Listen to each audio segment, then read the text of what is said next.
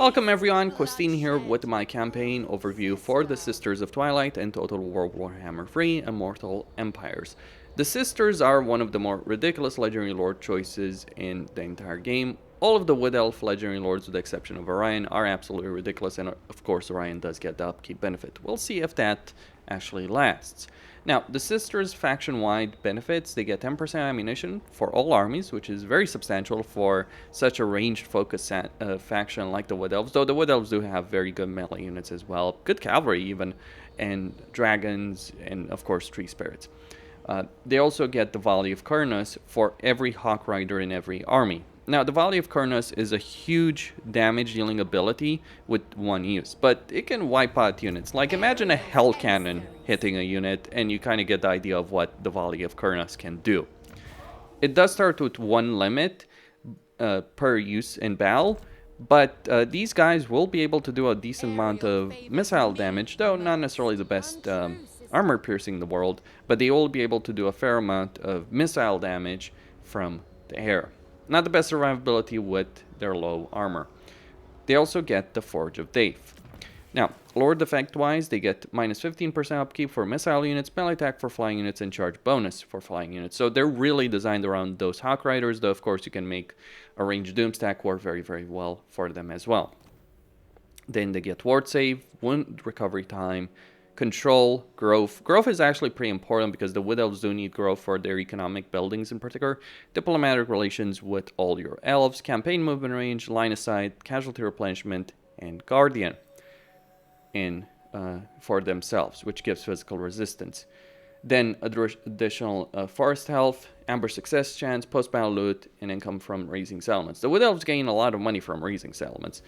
Upkeep for flying units, physical resistance for flying units, so minus 25% income for flying range units. Is that how this is basically, is this how I should read that?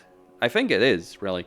Vanguard deployment for Great Eagles and Forest Dragons, and then Vanguard deployment for themselves. 5% ward save for their entire army, and another ability usage for the Volley of Kurtis for all armies, and Dragon's Breath for all armies.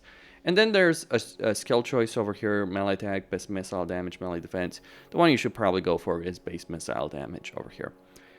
Then they get reload time reduction and Dave's Favor, plus 33% chance to earn an additional Dave's Favor after battle. Because the way you earn Dave's Favor is by fighting battles. Now, they have really good range damage. They've been described as a flying artillery unit, basically. Imagine a Skyjunk, improve its damage by quite a substantial amount, and then go even further, then add a significant melee ability to that, and you get the Sisters of Twilight. That's what they are. They're pretty good in melee, actually. They have a good amount of weapon strength, though obviously they're not going to be dealing with, say, Grimoire in a duel, but they can absolutely hold their own, especially once they unlock their Dragon Mount option, which they do via quest. Get the auto-resolve quest battle mod. It really helps with the tedium of doing quest battles in a campaign. They start with a relatively weak army with the exception of the Hawk Riders, but Deepwood Scouts, Hawk Riders pretty decent, but Eternal Guard and the Great Eagle kinda worthless, really. You'll probably want to get rid of that very quickly. And they also start with the Witchwood at tier 1. You'll want to get to tier 2. Thankfully, they do start with Trappers then already, so you can focus on getting Grapevines on turn 1. Probably get rid of the structure. Only keep it, though, if you want to get the Glade Captain, which isn't really a priority in your campaign, but you're not going to benefit from getting rid of it unless you want to get the Glade Guard very quickly over there to be able to start recruiting a specialized Glade Guard. Now, let's talk about the Forge of Dave. The Forge of Dave gives you a bunch of items, some of them much better than others, like upkeep, minus 5% all units in army, going up to minus 15%, which obviously stacks with your benefits, and the Dreaming Cloak ability, which summons a unit of Way Watchers. Very, very substantial. Then you can get the Dreaming Ring, which gives you a lot of casualty replenishment and vigor loss reduction, missile strength, a bunch of benefits. It's up to you to decide what you want to go for. I think the Dreaming Cloak is really good. The other ones over here, with the exception of the Dreaming Boots, not so much.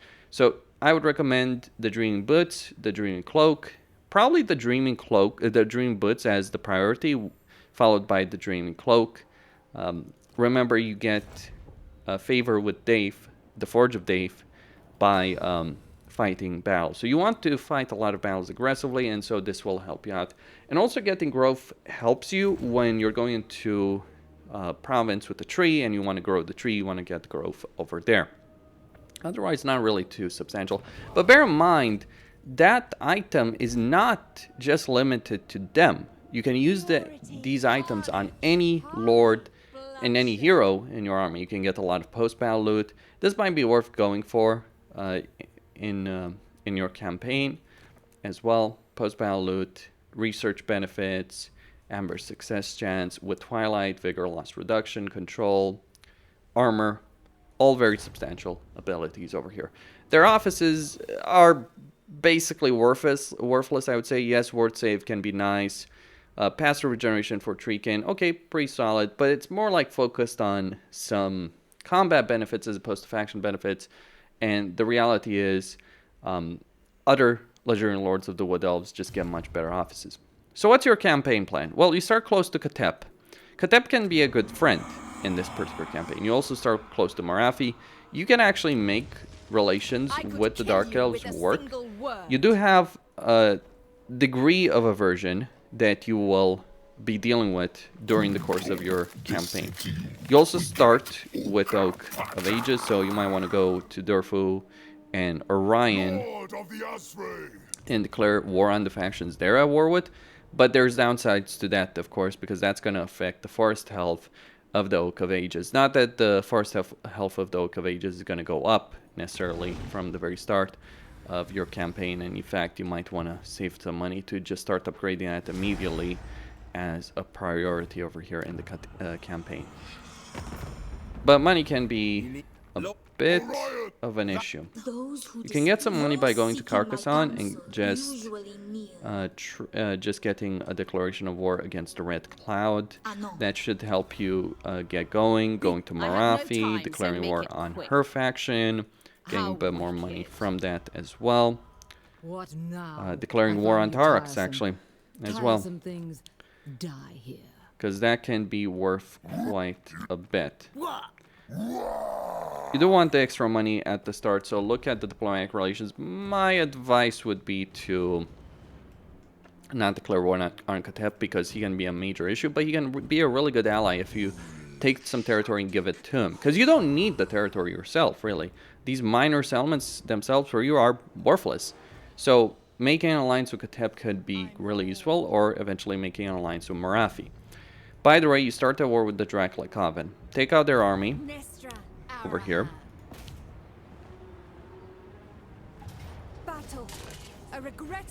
And go for... That is a ridiculous amount of money, by the way, from the initial battle over there. And then take this particular settlement.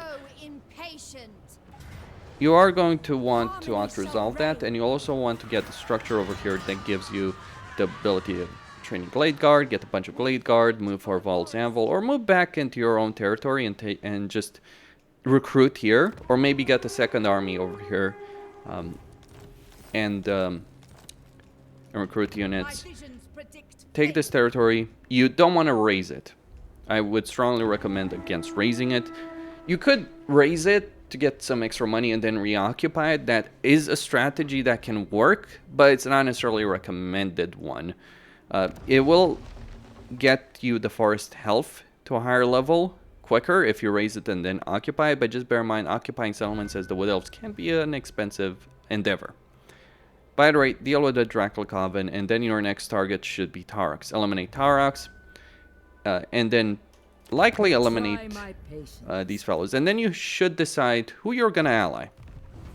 Because you can't ally both the Dark Elves and the High Elves.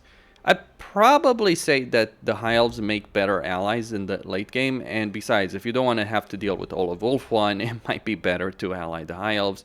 So going to war with the Dark Elves and dealing with their situation might be in your best interest over here in this situation. But that's not really what's important. The Wood Elf campaign is not about conquering an area of the map. The Wood Elf campaigns are about moving around territories. What your initial priority should be, obviously, is healing the tree, the Witchwood, and then teleporting here once the deep roots become available and you have a secondary army left there, coming over here, dealing with any faction that might be an issue, maybe taking some territories, dealing with Grom the Punch, securing some territory, making those confederations work with all the factions here, because here's why the Oak of Ages is important. At tier 2, you get confederation options with these two factions. You could also just conquer them outright if you don't want to deal with their objectives.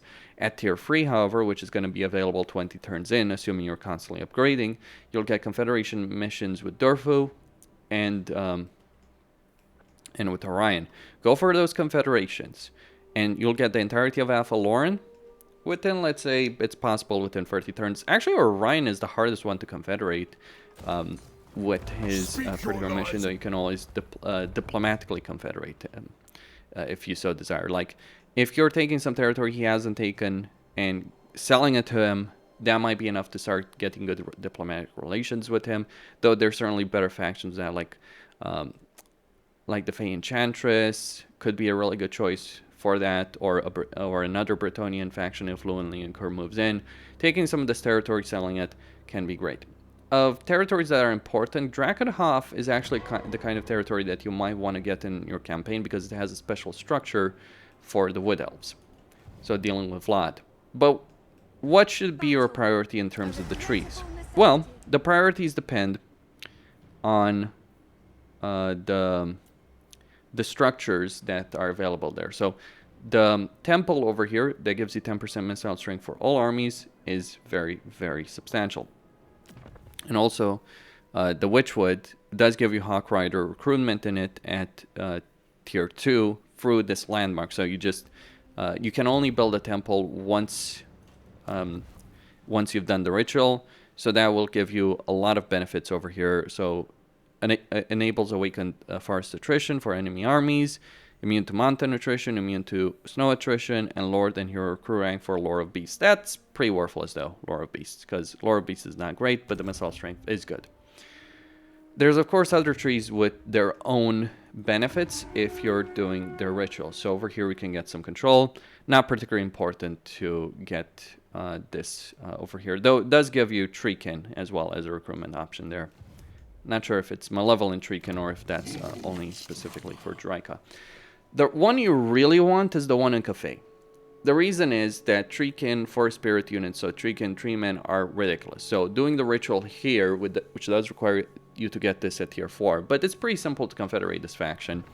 Like, all you need to do is come over here and fight 3 battles against Cafean factions. Like, once you get the objective, you should teleport here and do that. And that will give you minus 30% attrition for spirit units. Over here, you get 600 income, which is actually pretty damn substantial in point of fact. And diplomatic benefits with the Ogre factions, though the Ogres aren't too great to have as allies. Orion's Camp, not necessarily good unless you're really going for melee armies, though. Treekin specifically. And there's of course some other trees available here. Some are just simply worthless. The forest over here, generating timber, always nice to have. Medicinal plants, so trade resources, good stuff to have in a campaign. But yeah, some of the trees are good, some of the trees are not important. That's ultimately going to be up to you what is important and what is not. Like, obviously the Oak of Ages is important, but the other 3 here, not really significant. The one they start with, very, very significant. The one in Cafe, very significant. Gorst's very significant. And that just leaves 2 more. One controlled by the Lizardmen from the start, which, again, is one of those ones that doesn't matter. Though Plague Attrition can be useful if you're dealing with Nurgle factions. And as for Alariel's tree, which, if you want to pick a fight with all of Ulthuan, by all means go for it. But I would argue it's not worth doing that just for 5% physical resistance. Like, just don't do that. Like, you can probably go for the poles in Lustria if you want the tree there, because Gorok doesn't actually get along there well with the Wardens of the Living Poles. One thing that did happen, one peculiar thing that did happen in one of my campaigns, Alariel was controlling all of Wolf-1, but for whatever reason she lost the Gaean Veil. I think what happened is some event came up over here for whatever reason, where an army spawned and just took it out. That would be my guesswork, or maybe Noctilus did that. I don't know. It did happen. It was just bizarre to see. So maybe that can happen. Maybe I'm wrong in what I'm stating. But these are all the trees. I would prioritize the Witchwood, obviously the Oak of Ages, and the Cafean one as the most important ones in your campaign, with the Gorst one being useful, but not really something you want to prioritize at any and all costs. The other ones, not too significant though, of course, getting Draika, potentially, I'm not sure. You can't get a mission to Confederate Draika, but you might be able to Confederate her diplomatically. Depends on how that situation is. I think you shouldn't be able to, and if you are able to, it is really an oversight, because the sisters shouldn't be able to Confederate Draika. Only Durfu should be able to Confederate Draika in the campaign, at least in missions. But people have mentioned this to me, that is something that they can do. I think it's an oversight on Creative Assembly's part. But yeah, armies of Glade Guard into Deepwood Scouts into Weight Watchers for your forces. Lord choices. You should, like, your offices aren't important with the exception of the Queen's Champion, but that basically is something for Orion. You need Orion for that. But otherwise, you should recruit Ancient Treemen. The thing is, though, they can be pretty damn expensive to recruit. So if you're recruiting another type of Lord, you're doing it, 1, to potentially put them in an office, 2, because they're just simply cheaper and you don't necessarily need, like, Ancient Treemen are useful if you have a Treekin army. Not necessarily so important for other armies. Anyway, Costin here signing out. Don't forget to subscribe, like, and enable notifications, and stay tuned for more.